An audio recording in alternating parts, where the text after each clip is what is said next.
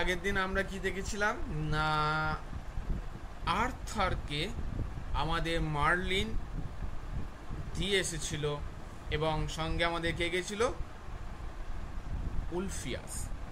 তা আর্থারের সঙ্গে মার্লিন এবং উলফিয়াস, আর্থারের সঙ্গে বলছি, মানে মার্লিন এবং উলফিয়াস গিয়ে আর্থারকে দিয়ে এসেছিল হেক্টরকে মানুষ করার জন্য। এতদূর পর্যন্ত আমরা দেখেছিলাম। এবার তার পরের অংশ কি হচ্ছে দেখি।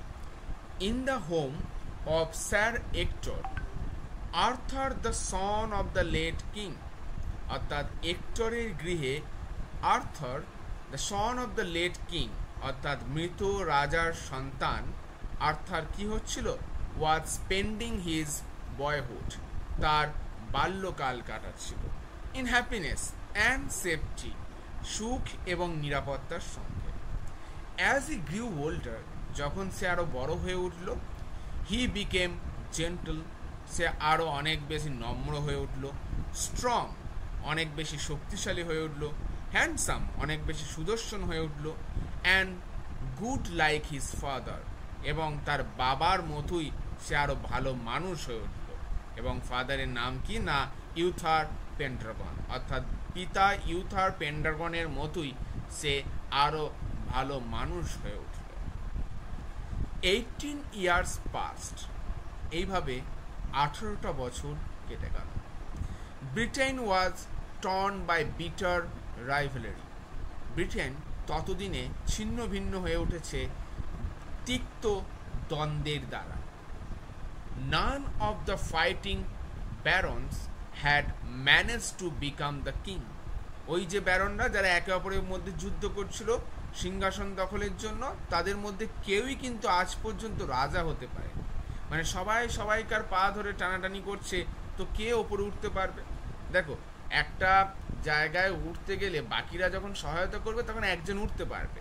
এখন 10টা ইঁদুর যদি সবাই সবাইকার পা ধরে টেনে দেয় একটুখানি ওঠার চেষ্টা করলে, তাহলে কেউই ওপরে উঠতে পারবে না, এটাই স্বাভাবিক ব্যাপার। তাই এই ব্যারনরাও কেউ রাজা হতে পারেনি এতগুলো বছরে, কারণ সবাই সবাইকার পা ধরে টেনে যাচ্ছে।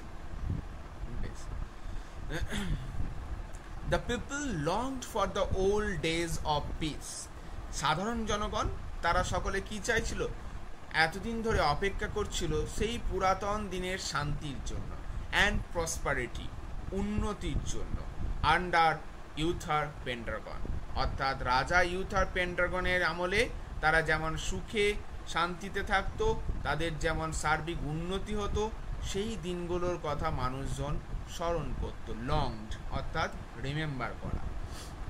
ইট ওয়াজ ক্রিসমাস টাইম। তাহলে এইবার গল্পে প্লট চেঞ্জ হচ্ছে, একটু ব্যাকগ্রাউন্ডে বলা হলো আমাদের সেকেন্ড প্যারাতে, থার্ড প্যারাতে আবার বর্তমানে সময় ফিরে আসা হচ্ছে। ইট ওয়াজ ক্রিসমাস টাইম, এটা ছিল ক্রিসমাসের সময়, আর টাইম অফ ফেস্টিভিটি, একটা উৎসবের সময়।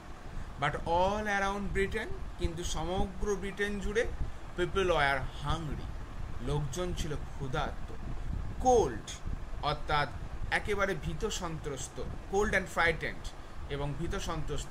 কোল্ড বলতে অ্যাকচুয়ালি যাদের কোনো হেঁতো থাকে না, কেঁতো থাকে না, সমস্ত কিছুতেই যাদের কোনো রিয়াকশন থাকে না। মানুষের মনে রিয়াকশন তখনই থাকবে যখন তাদের জীবনে সুখ থাকবে, যেহেতু এদের জীবনে আসে সুখ নাই, তাই এরা কোনো কিছুতে আর রিয়াকশন করে না।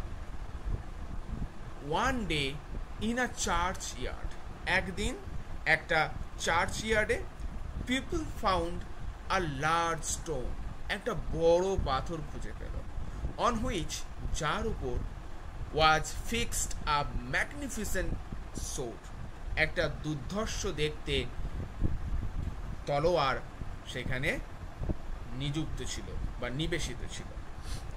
আপন দ্য স্টোন, পাথরের উপর, ইন গোল্ড লেটার্স, অর্থাৎ সোনালি বর্ণে বা সোনালি অক্ষরে, ওয়াজ ইনস্ক্রাইবড, ইনস্ক্রাইবড মানে খোদাই করা, অর্থাৎ সোনালি অক্ষরে ওই পাথরটার ওপর, যার ওপর এই অস্ত্রটা পোঁতা ছিল, সেখানে কিছু ইনস্ক্রাইবড করা ছিল, কিছু খোদাই করে লেখা ছিল। লেখাটা কি ছিল? Whoever pulls out this sword, যে এই তরোয়াল তুলতে পারবে, is by right of birth the king of England, জন্মের অধিকার সূত্রে সে ইংল্যান্ডের রাজা হবে। অর্থাৎ অস্ত্রটা তুলতে পারলে জন্মের অধিকার সূত্রে সে ইংল্যান্ডের রাজা হবে। জন্মের অধিকার সূত্রে বলতে বেসিক্যালি তাকে ইংল্যান্ডের অধিবাসী হতে হবে, যে কেউ হলে হবে না। ইংল্যান্ডের অধিবাসী, তাহলে তার বার্থ রাইট রয়েছে ইংল্যান্ডের রাজা হবার, আবার পাশাপাশি তাকে অস্ত্রটাও তুলতে পারতে হবে, তবেই সে ইংল্যান্ডের রাজা হতে পারবে। বেশ, immediately the eager Baron who long to become the king, ওই উৎসাহী উৎসুক সব ব্যারনগুলো যারা এতদিন ধরে রাজা হবার ইচ্ছা প্রকাশ করছিল, তৎক্ষণাৎ জসেলড অ্যামং, তারা এক জায়গায় হই হই করে ভিড় করতে লাগলো। দেমসেলফ, তাদেরকে, অর্থাৎ জসেলড অ্যারাউন্ড দেমসেলফ, তারা নিজেদেরকে ওই জায়গায় ভিড় করাতে লাগলো actually, to lift the sword, অস্ত্রটাকে তোলার জন্য। নান সাকসিডেড, কেউই সফল হলো। দ্য সোর্ড রিমেইন ফিক্সড, অস্ত্রটা ওই জায়গাতেই রইল। টু দ্য স্টোন, পাথরের উপরে। ইট ওয়াজ আর্থার, এটা ছিল Arthur, at the age of 18, 18 বছর বয়সে, who succeeded in lifting the sword, যে সফল হয়েছিল ওই অস্ত্রটাকে তুলতে, ফর দ্য ফার্স্ট টাইম, প্রথমবারের জন্য। অর্থাৎ অনেক ব্যারনরা চেষ্টা করে যেটা পারলো না, সেটা মাত্র 18 বছর বয়সী আর্থার কিন্তু পেরে গেল, এবং সেটাও প্রথমবারের প্রচেষ্টাতেই। দ্য ব্যারন ওয়ার অ্যাংরি, এই সমস্ত ব্যারনরা রেগে গেল। অ্যান্ড ডিসঅ্যাপয়েন্টেড, হতাশ হলো। তাহলে তাকে একসঙ্গে দুটো রিয়াকশন, একবার তারা অ্যাংরি হচ্ছে, একবার তারা ডিসঅ্যাপয়েন্টেড হচ্ছে। অ্যাংরি কিসের জন্য? যে মাত্র 18 বছর বয়সে একটা ছেলে এই আমাদের মতো পরাক্রমী সকলকে পরাজিত করে অস্ত্রটাকে তুলে ফেললো, আমরা তুলতে পারলাম না, এইটা ভেবে তারা খুব রাগান্বিত হয়ে গেল। এবং ডিসঅ্যাপয়েন্টেড হলো কেন? কারণ আমরা এতদিন ধরে চেষ্টা করলাম সিংহাসন দখল করে, আমরা পারবো না, দুদিনে উড়ে এসে জুড়ে বসা এই বাচ্চাটা রাজা হতে পারবে, রাজা হওয়ার দাবি দেওয়া রাখবে, এইটা ভেবে তারা একটু হতাশ হলো। আপন ব্রাইট মে মর্নিং, একদিন, সরি আমরা একটু পার করে গেছি, বেশ একটু লাইন আছে। দে ডিমান্ডেড আ টেস্ট, এইবার এই যে ব্যারনরা এতদিন ধরে যারা যুদ্ধ করছে একে অপরের সঙ্গে, তারা তো এত সহজে মেনে নেবে না যে এই ছেলেটা এসেই রাজা হয়ে যাবে সঙ্গে সঙ্গে শুধুমাত্র অস্ত্রটা তুলে। তাই তারা একটা টেস্টের দাবি করলো, বললো না আমরা এইভাবে মুখে শুনলে মেনে নেব না, আমাদের একটা টেস্টের দরকার আছে। আপন আ ব্রাইট মে মর্নিং, এক মে মাসের উজ্জ্বল সকালে, a great trial took place in the presence of many people. এইবার ওই যে স্টোন থেকে অস্ত্রটা তুললো, সেটা আবার একবার ট্রায়াল দেখাতে বলা হলো ওকে। তাহলে সেই ট্রায়াল আবার অনুষ্ঠিত হলো অনেক লোকের সামনে। দেয়ার ওয়ার পিজেন্টস, এই লোকেদের মধ্যে কারা কারা ছিল? কৃষক, পিজেন্টস মানে কৃষক। দ্য ক্রাফটসম্যান, ক্রাফটসম্যান মানে আমরা বলতে পারি শিল্পকার, যারা বিভিন্ন শিল্পের জিনিস তৈরি করেন।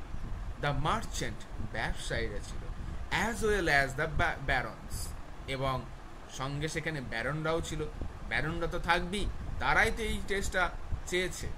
বেশ, in front of everyone Arthur, slender and young, lifted the sword easily. In front of everyone, অর্থাৎ সকলের সামনে। আর্থার স্লেন্ডার, স্লেন্ডার মানে আমরা বলতে পারি যার বডি নির্মেদ, অর্থাৎ যার মধ্যে শরীরে চর্বি নাই, মোটা সোটা নয়, হ্যাঁ, একেবারে নিখাত দেহ, যা রোগা ঠিক বলা যায় না, সলিড বডি যাদের বলা যায়। অ্যান্ড ইয়ং, যুবক, কি করলো? লিফটেড দ্য সোর্ড ইজিলি, অস্ত্রটাকে খুব সহজেই তুলে ফেলল। দ্য ক্রাউড হেইলড, তখন জনগণ বা ওই জায়গায় যত লোকজন জড়ো হয়েছিল সকলে হেইলড, অর্থাৎ সম্ভাষণ করে উঠল, কি বলে? অ্যাজ দ্য কিং, রাজা বলে। অর্থাৎ সকলেই বলে উঠল ইনিই আমাদের রাজা, ইনিই আমাদের রাজা বলে হয়তো চিৎকার করে উঠল। After becoming the king of England, Arthur's first duty was to secure piece. তাহলে এবার দেখতে পেলাম আর্থার কিন্তু রাজা হয়ে গেল। তাহলে রাজা হওয়ার পর আর্থারের প্রথম দায়িত্ব ছিল ইংল্যান্ডের শান্তিটাকে বজায় রাখা। হি ওয়াজ হেল্পড বাই ওয়াইজ মার্লিন। আর্থারকে সহায়তা করত সেই জ্ঞানী মার্লিন। এই মার্লিন তার বাবারও উপদেষ্টা ছিল, তারও উপদেষ্টা হলো, অর্থাৎ উপদেশ প্রদানকারী। Like his father, Arthur was concerned about the good of the common people. বাবার মতোই অর্থাৎ ইউথার পেন্ডাগনের মতোই আর্থারও কিন্তু তার সাধারণ লোকেদের ভালোর বিষয়ে অনেক বেশি সচেতন হয়ে উঠল। King Arthur fought battles, King Arthur অনেক যুদ্ধ করেছিলেন বা লড়াই লড়েছিলেন, so that no one could ill treat the humblest of his subjects. কেউ যেন তার হাম্বল অর্থাৎ নম্র সাবজেক্ট অর্থাৎ প্রজাদেরকে কোনো ক্ষতি না করতে পারে, সেজন্য কিং আর্থার অনেক লড়াই লড়েছিলেন। কারণ আর্থারের তো শত্রুর অভাব ছিল না। এই যে ব্যারনরা ছিল এরা তো প্রতিনিয়ত যে সিংহাসন দখল করতে, তাই উড়ে এসে জুড়ে বসে আর্থার দখল করে নিলে তো কোনোদিনই মানতে পারবে না। তাই সবসময় একটা অশান্তি সৃষ্টির চেষ্টায় এরা থাকতো, আর তাই আর্থারকে এদের বিরুদ্ধে লড়াই করতে হতো, প্রচুর লড়াই করতে হতো। King Arthur had lost his royal sword in a battle. একবার কিং আর্থার তার রাজকীয় যে অস্ত্রটা ওইটা যেটা তিনি উত্থাপন করেছিলেন হারিয়ে ফেলেছিলেন একটা যুদ্ধে। ওয়ান ডে, একদিন, Merlin took him to a valley. ওই জ্ঞানী মার্লিন আমাদের আর্থারকে নিয়ে গিয়েছিল একটা উপত্যকায়, অফ সুইট স্মেলিং ফ্লাওয়ার, যেখানে ফুটে থাকে সুমিষ্ট গন্ধযুক্ত সব ফুল। At the age of the plain, plain মানে সমতল ভূমি, এজ মানে কিনারা, সমতল ভূমির একেবারে কিনারায়, দেয়ার ওয়াজ আ ডিপ লেক, সেখানে ছিল একটা গভীর হ্রদ বা গভীর সরোবর, অর্থাৎ একটা ভ্যালি, যে ভ্যালিটা ফ্লাওয়ার ভ্যালি বলতে পারি। সেই ফ্লাওয়ার ভ্যালি যেখানে শেষ হচ্ছে সেই সমতলের একেবারে কিনারায় একটা লেক বা সরোবর ছিল। As Arthur approached the lake, যেই না আর্থার লেকের দিকে এগিয়ে গেলেন অর্থাৎ অ্যাপ্রোচ করলেন, আ বিউটিফুল আর্ম, একটা খুব সুন্দর হাত উঠে এলো, উইথ গোল্ডেন ব্রেসলেটস, মানে সোনালি বর্ণের একটা চুড়ি ছিল তার হাতে। ব্রেসলেট মানে এখানে চুড়ি বলছি।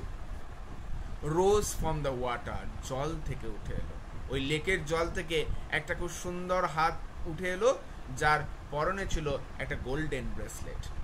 The hand held the sword, ওই হাতটার মধ্যে ছিল বা হাতটা ধরেছিল সেই অস্ত্রটা যেটা কিং আর্থার যুদ্ধে হারিয়ে ফেলেছিলেন।